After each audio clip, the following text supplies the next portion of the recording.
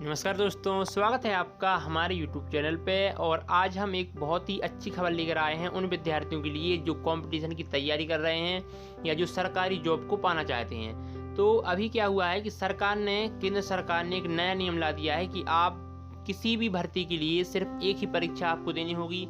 एक ही परीक्षा के माध्यम से आप केंद्र सरकार की बहुत सारी जॉब के लिए क्वालिफाई हो सकते हैं। ठीक है, यानी कि आपको अब बहुत सारी परीक्षा नहीं देनी पड़ेगी कि एसएससी की अलग, बैंकिंग की अलग, रेलवे की अलग। तो इन सब परीक्षाओं को मिलाकर सिर्फ एक ही परीक्षा आपको देनी होगी और उसी के आधार पर आपको जॉब मिलेगी।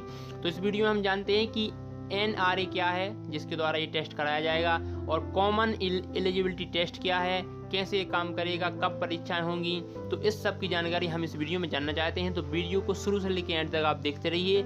इस वीडियो में मैं आपको पूरी जानकारी एकदम क्लियर ही बताऊंगा। ठीक है, तो चलिए शुरू करते हैं। तो बुधवार को केंद्र सरकार की जो कैबिनेट है उसकी मीटिंग हुई थी, और उस मीटिंग में ये तय किया गया है कि भर्ती के लिए एक एजेंसी का गठन किया जाएगा जिसका नाम होगा नेशनल रिक्रूटमेंट एजेंसी, यानी कि एनआरए। ठीक है, एनआरए केंद्र सरकार के निर्देश पर काम करेगी और वो एक टेस्ट करवाएगी, कॉमन एलिजिबिलिटी टेस्ट यानी कि सीईटी। और इसी के द्वारा आप केंद्र सरकार की नौकरी को पा सकते हैं। आपको बहुत सारे अलग अलग टेस्ट नहीं देने पड़ेंगे। इसी टेस्ट के द्वारा आप आसानी से किसी भी जॉब को पा सकते हैं। ठीक है, और इससे करीब फायदा क्या होगा कि इससे करीब 2.5 करोड़ उम्मीदवारों को एक से अधिक परीक्षाओं में बैठने से छुटकारा मिल जाएगा। यानी कि आपको बहुत सारी परीक्षाएं देनी पड़ती थी, तो उसके स्थान पर सिर्फ आपको एक ही परीक्षा देनी पड़ेगी। ठीक है, शुरुआत में रेलवे, बैंकिंग और एसएससी को मर्ज किया गया है। बाकी की जो अन्य परीक्षाएं हैं वो भी आगे चल के इसी में मतलब मर्ज हो जाएंगी। ठीक है, इसी में वो जुड़ जाएंगी बाकी परीक्षाएं। तो अब हम जानते हैं, सबसे पहले हम आपको ये बता दें एक बहुत अच्छी न्यूज़ कि मध्य प्रदेश सरकार ने ये घोषणा कर दी है कि उसके जो मध्य प्रदेश में जितनी भी वैकेंसी निकलती हैं उसका भी एसईटी के माध्यम से सिलेक्शन होगा। ठीक है, सीईटी के माध्यम से, यानी कि जो कॉमन एलिजिबिलिटी टेस्ट होगा उसी के आधार पर मध्य प्रदेश में भी जॉब दी जाएंगी। यानी मध्य प्रदेश में भी अगर आपको नौकरी करनी है तो इसी के आधार पर आपको यहाँ पर भी नौकरी मिलेगी। ठीक है, ये बहुत ही अच्छी बात है, और मध्य प्रदेश ऐसा करने वाला पहला राज्य बन चुका है जो केंद्र सरकार की तरह ही कॉमन एलिजिबिलिटी टेस्ट के द्वारा ही अपने राज्य में भर्ती देगा। ठीक है, यानी कि नौकरी देगा। अब हम बात करते हैं कि ये परीक्षा साल में कितनी बार होगी। तो यह परीक्षा साल में 2 बार आयोजित करवाई जाएगी। ठीक है, सूचना एवं प्रसारण मंत्री प्रकाश जावड़ेकर ने बताया है कि एनआरए साल में 2 बार सीईटी का आयोजन करवाएगी। अभी सिर्फ तीन भर्ती बोर्ड हैं उन्हें मर्ज किया गया है, जैसे कि रेलवे भर्ती board, institute of banking personal selection यानी कि IBPS जो बैंकिंग की परीक्षा करवाती है उसको, और कर्मचारी चयन आयोग यानी कि एसएससी को। इन तीनों को अभी फिलहाल में मर्ज किया गया है। अन्य परीक्षाएं जो ग्रुप बी की हैं या ग्रुप सी की हैं उनको भी इन्हीं में आगे चल के ऐड कर दिया जाएगा। ठीक है, ओके। अब हम बात करते हैं कि इसकी जो मेरिट सूची है, यानी कि अगर आपने एक बार परीक्षा दे ली तो परीक्षा कब तक मान्य रहेगी। तो यह परीक्षा 3 साल तक मान्य रहेगी। आपने एक बार परीक्षा दे ली, आपका रिजल्ट आ गया, अब आप 3 साल तक किसी भी जॉब के लिए क्वालिफाई कभी भी कर सकते हैं। ठीक है, आपको हर बार परीक्षा नहीं देनी पड़ेगी। ठीक है, जो आपका एक बार का रिजल्ट है वो 3 साल तक वैलिड होगा, 3 साल तक मान्य होगा। अलग अलग अंकों के आधार पर आपको अलग अलग नौकरी दी जाएंगी। आपको जितने ज़्यादा अंक होंगे तो आपको उससे अच्छी पोस्ट मिलेंगी। ठीक है, उससे कम होंगे तो आपको वेटिंग लिस्ट में वो डाल देंगे। हो सकता है आगे चल के आपको जॉब मिल जाए। तो यह रिजल्ट 3 साल तक मान्य रहेगा। ठीक है, सीईटी का।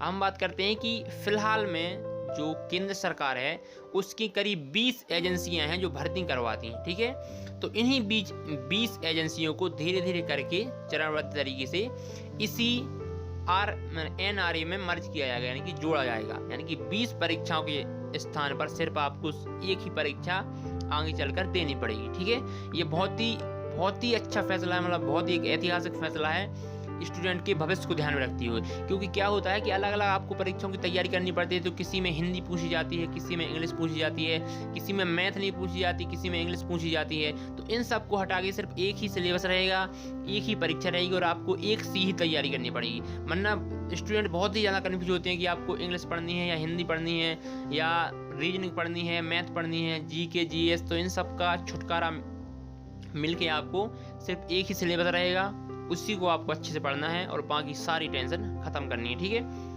हम बात करते हैं कि इसका मुख्यालय कहाँ पर होगा। तो जो NRA है वह एक स्वायत्त संस्थान है और जिसका मुख्यालय दिल्ली में होगा। इसका जो अध्यक्ष होगा वो सचिव स्तर का अधिकारी होगा। ठीक है, और आपको हर जिले में परीक्षा केंद्र मिलेंगे इसकी सही बात, सबसे अच्छी बात है कि आपको परीक्षा केंद्रों के लिए बहुत ही दूर जाना पड़ता था। ठीक है, लेकिन जो इसके परीक्षा केंद्र होंगे वो हर जिले में एक परीक्षा केंद्र होगा। तो आपको अपने ही जिले में परीक्षा देने का मौका मिल जाएगा, जिससे आपको कहीं बाहर दूर नहीं जाना पड़ेगा। ठीक है, प्रारंभिक परीक्षा जो है वो 12 भाषाओं में होगी। ठीक है, RNA के गठन पर 3 सालों में करीब 1517 करोड़ रुपए का खर्च आएगा। मकसद यह है कि प्रारंभिक परीक्षा के लिए उम्मीदवार को जिला मुख्यालय से आगे नहीं जाना पड़ेगा। ठीक है, यानी कि प्रारंभिक परीक्षा 12 भाषाओं में होगी और जिले में ही आपकी परीक्षा करवाई जाएगी। अब हम बात करते हैं जो इसकी सबसे खास बात है कि इससे फ़ायदा क्या क्या होगा। ठीक है, स्टूडेंट को क्या क्या फ़ायदा होगा। तो सबसे पहला फ़ायदा ये होगा कि उम्मीदवारों को अलग अलग प्रारंभिक परीक्षाओं की तैयारी नहीं करनी पड़ेगी, उससे आपको मुक्ति मिल जाएगी, यानी कि एक ही परीक्षा आपको देनी पड़ेगी। ठीक है, दूसरा फ़ायदा ये होगा कि परीक्षाओं की तारीखें मैच हो जाती थी पहले, यानी कि एक ही तारीख को आपको SSC का भी पेपर है, उसी तारीख को आपको रेलवे का भी पेपर है। तो ये दिक्कत अब नहीं होगी, क्योंकि एक ही परीक्षा होगी। तो आपको ये दिक्कत बिल्कुल भी नहीं होगी कि आपको एक पेपर छोड़ना पड़े या ये करना पड़े, तो वो कुछ नहीं होगा। सिर्फ एक ही परीक्षा होगी और उसी पर आपको फोकस करना है। ठीक है, तीसरी अगर हम बात करें तो परीक्षा केंद्र आपको अलग अलग शहरों में पड़ते थे, तो यह समस्या भी खत्म हो जाएगी, आपको अपने ही जिले में परीक्षा केंद्र मिलेगा। ठीक है, परीक्षा के लिए हर जिला मुख्यालय में केंद्र होगा, आपको दूर नहीं जाना पड़ेगा। ठीक है, एक ही परीक्षा की फीस भरनी होगी आपको, क्योंकि पहले क्या होता था कि सरकार ने अगर 10 वैकेंसी निकाली तो आपको 10 में ही फॉर्म भरने हैं, 10 में ही आपको पैसा खर्च करना पड़ेगा। तो अब उन 10 या 20 वैकेंसी के स्थान पर आपको एक ही परीक्षा देनी होगी और एक ही बार आपको फीस भरनी होगी।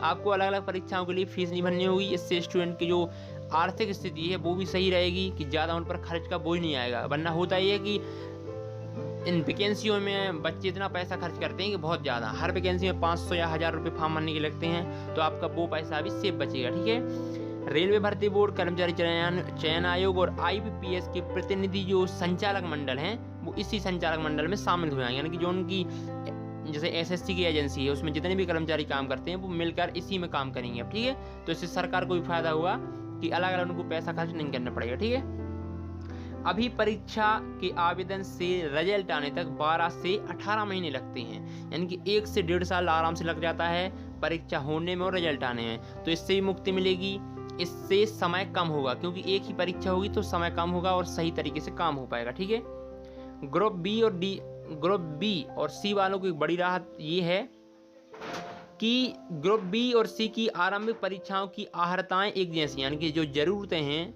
जो सिलेबस है वो एक जैसा है, लेकिन हर बोर्ड का पैटर्न होने के कारण, अलग अलग पैटर्न होने के कारण इसमें अलग अलग प्रकार की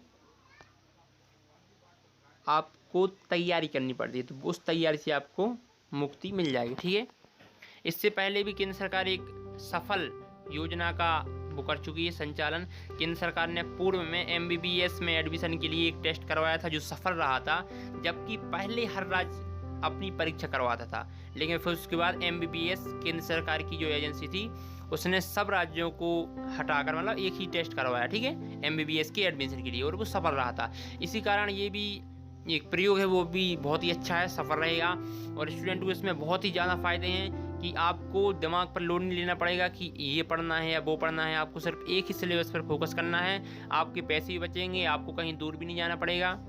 ठीक है, तो ये स्टूडेंट के लिए बहुत ही अच्छी बात है। तो आशा है कि आपको वीडियो पसंद आया होगा। अगर वीडियो पसंद आया है तो प्लीज़ इसे लाइक